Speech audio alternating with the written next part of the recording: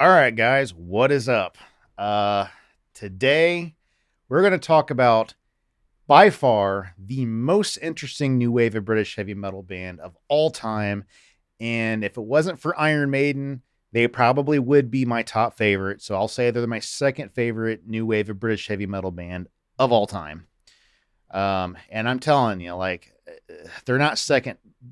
It's pretty close. That's how much I like Holocaust. And actually, they're from, I believe, John Mortimer, the main guy, main guitarist, singer now. He's actually from Scotland. So he's actually Scottish, I guess. So pretty cool. So Holocaust. Okay. So what's the significance here? They're one of the bands that influenced Metallica. Metallica covered The Small Hours, a song that was only off Live Hot Curry and Wine. They did record a studio album or studio version on an album later, but before that it was just a live song. But yeah, so which is really weird because in a way it's like Holocaust influenced Metallica, and then later on I think Metallica influenced Holocaust. If that's which is really weird. But so what is Holocaust? So as I've stated, they are an important new wave of British heavy metal band. But after that, they just experimented. They pretty much turned into progressive thrash and just proggy metal in general. Um, they've just done a lot of weird things. Weird is the name here. One of the weirdest bands of all time, but brilliant. John Mortimer is kind of a mad genius, if you ask me. And a lot of people don't know much about this band, and I don't know why. Like, people probably don't even know that they did anything past their debut, which is The Nightcomers, which is a classic. But anyway, I'm going to do a worst to best on here, and it's really hard to talk about this band without going in order, but I'm going to try anyway. And funny enough, I actually got into Holocaust not just through Metallica. Well, actually, still kind of through Metallica in a way. When Saint Anger came out, well, before it came out, there were these fake Metallica songs floating around, and there was one called Valley of Misery, which I found out was actually it was a different band, just a nobody band kind of, but the band was called Holocaust that did that song at the time. They changed their name a couple times. Now they're Mind Astray. Good band. That's just something for a different video, though. So I was looking all over the place for this Holocaust that did Valley of Misery and some other songs that were actually pretty good. Could not find it anywhere. Looked up all these Holocaust albums, could not find Valley of Misery. Well, found out it's not the same band. A completely different band. And but then I discovered, started listening to them. I heard The Small Hours, liked it, checked out some other stuff, and I just found out how cool this band was. But first, we'll talk about my least favorite.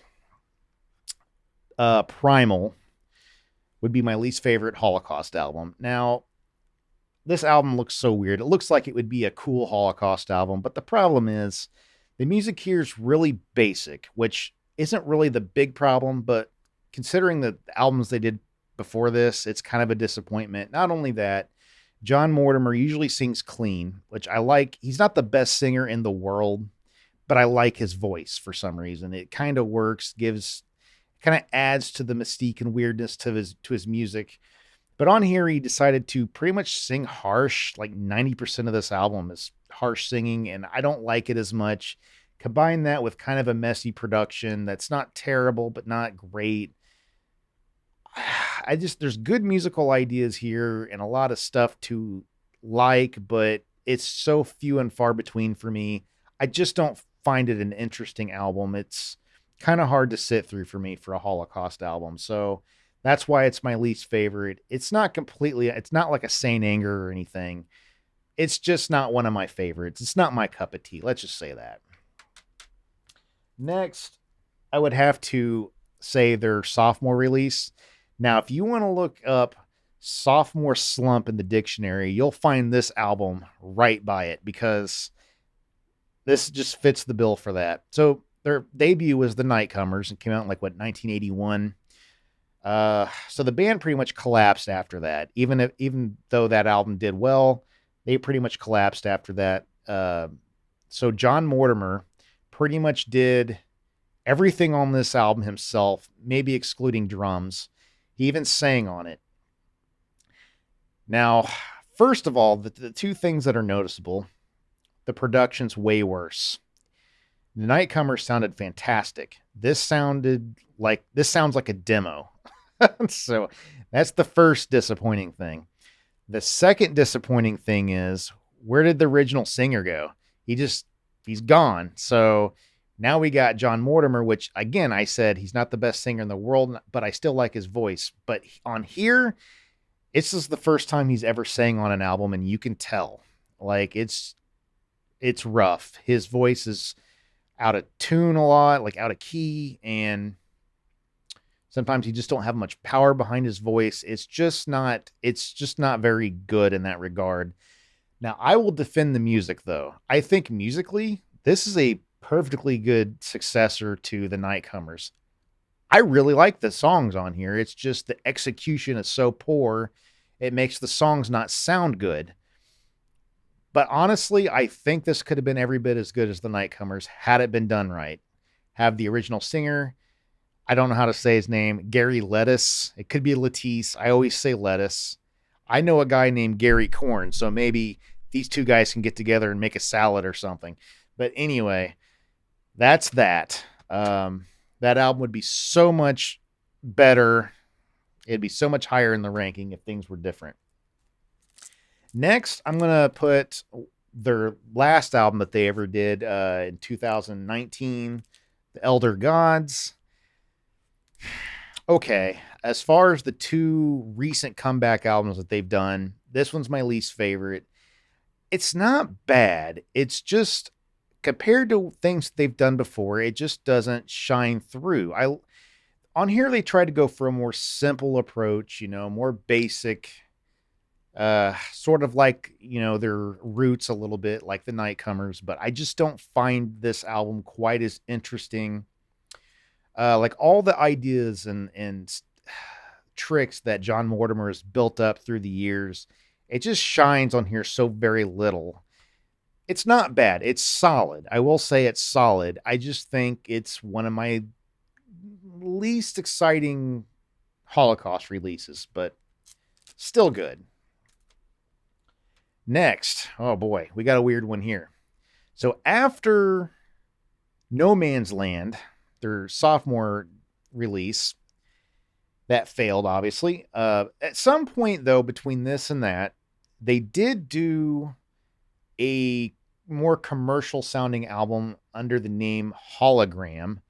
I have not yet heard it. I don't even think you can get it on CD yet that I know of, but the vinyl's out floating around for pretty cheap on eBay, but I've really not checked it out. But anyway, between that and here, a lot of stuff has changed. So he comes back with a vengeance. This is not really considered a full-length album, but in my opinion, I call it one. It's more of an EP, they say, but it's like 28 minutes, so that's an album. So this is basically thrash, some strange progressive thrash. You can almost tag this with like Voivod, although I like this a lot better than Voivod. But a lot of weird ideas. And John Mortimer's voice here, on No Man's Land, it was really rough. On here, it's not bad. Like, he totally figured some stuff out between then and here. But he does some raspy vocals on some stuff. Now, I didn't like his raspy vocals on Primal that much, but on some of this stuff here, it's not bad. It fits the music better, in my opinion. But lots of weird, cool ideas throughout this album. I love it. The last track is 11 minutes and 11 and a half minutes. So there's only 5 tracks on here, but the last one's real long. The only thing, although I like this a lot, I still think that they would do some better things, more memorable things in the future, but this is still really good.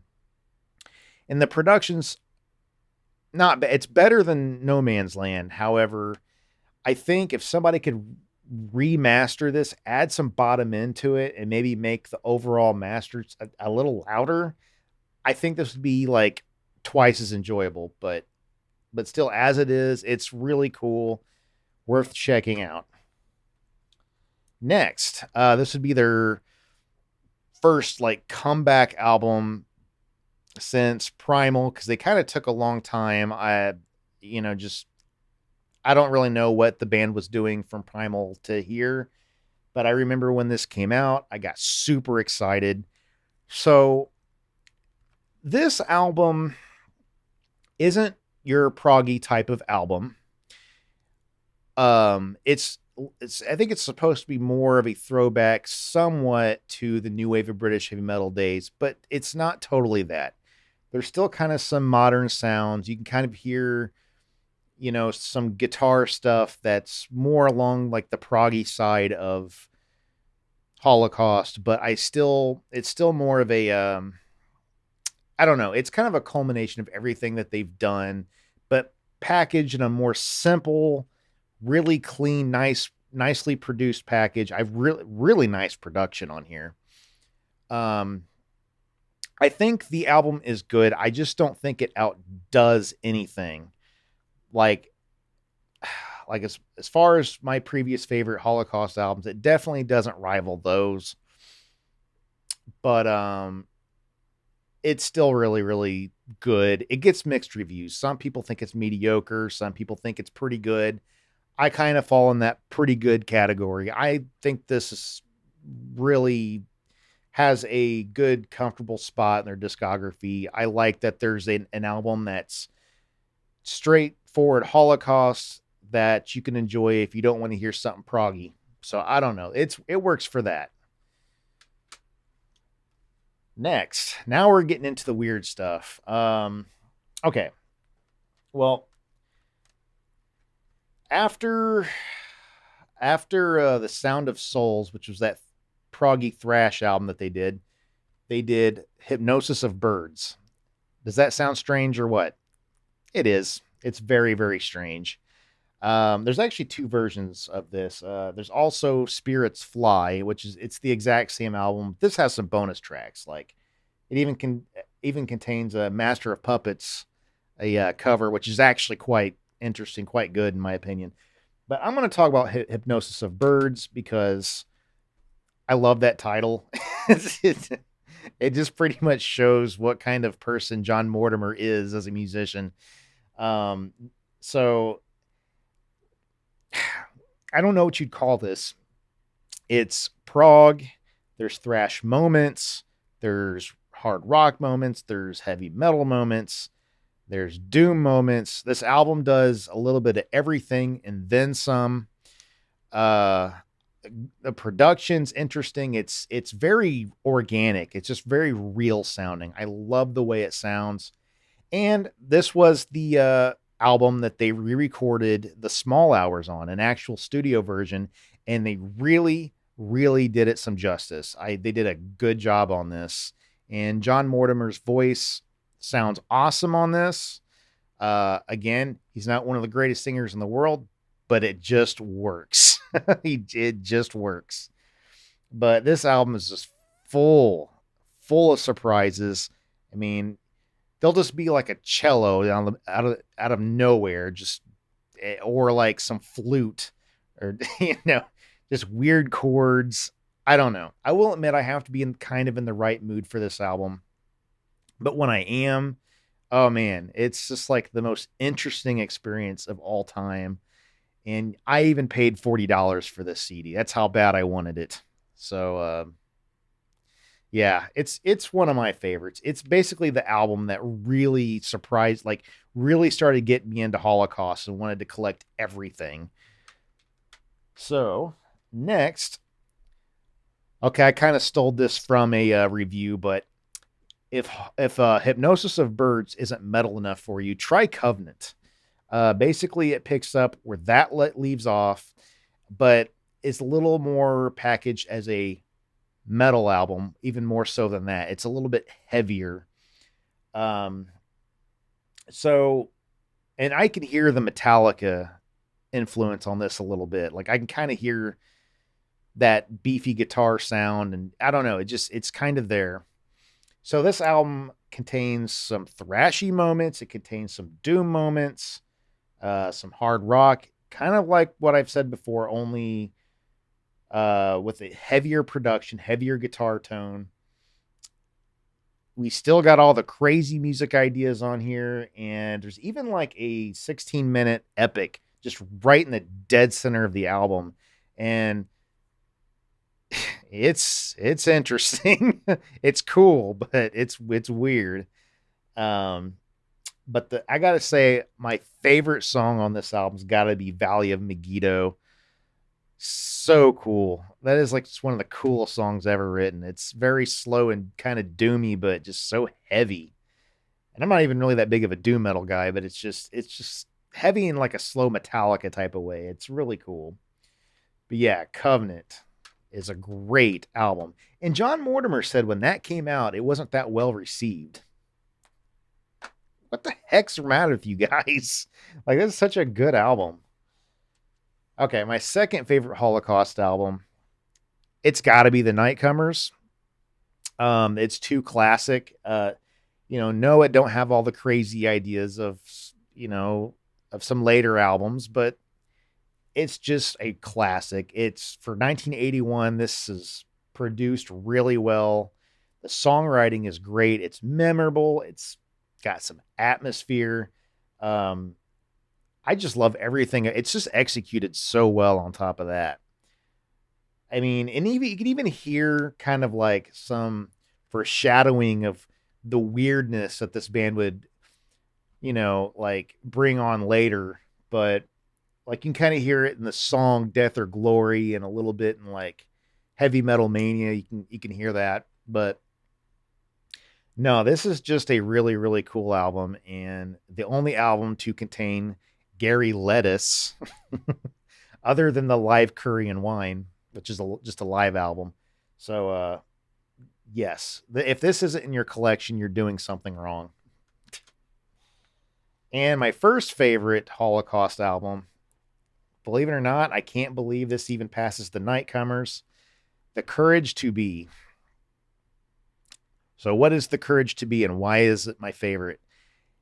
If you like Hypnosis of Birds, Covenant, those two albums, you're going to love this.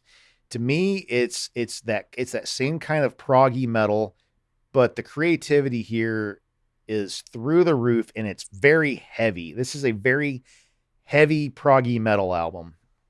Lots of cool ideas on here. I mean, there's times it almost goes into thrash, but a lot of like doomy type stuff in it too. But there's even some like almost folk metal stuff from like the first track, The Collective. It's really, really cool. I can hear some new wave of British heavy metal with like When Penelope Dreams. I can hear that a little bit. Man, one of the weirdest songs on here, From the Mine Shaft to the Bike Shed. This is just your John Mortimer genius here. It's just literally the only lyrics are mine shaft and bike shed. That's the only thing he says is mine shaft and bike shed. It's the weirdest song, but it's so cool. And then there's the instrumental Spanner Omelet. Stupid name, cool song. But you just kind of have to get into the mind of this weird genius. But I don't know. This whole album is just fantastic, though. And again, like I said, it's one of their heaviest albums in my opinion. But yeah, dude, and by the way, this is like, to me, like their Master of Puppets. Like that's how I kind of look at this album. But yeah, that's Holocaust. The best new wave of British heavy metal band other than Iron Maiden, in my opinion. So interesting. I guess I could see why someone might not like this potentially, but if you're someone who really likes hearing something interesting. This is the dude. This is the best new wave of British heavy metal band of all time. It is just, I don't know. I got to stop gushing over this weird band because they're one of those few bands. You ever just found a band that you just discovered and just got addicted to and just got just so infatuated with because they're just so different? That's definitely one of them. So anyway, that's all I really got to say about Holocaust. But if you like this video, like, subscribe. Stay metal. Talk to you later. Go check out some Holocaust. See ya.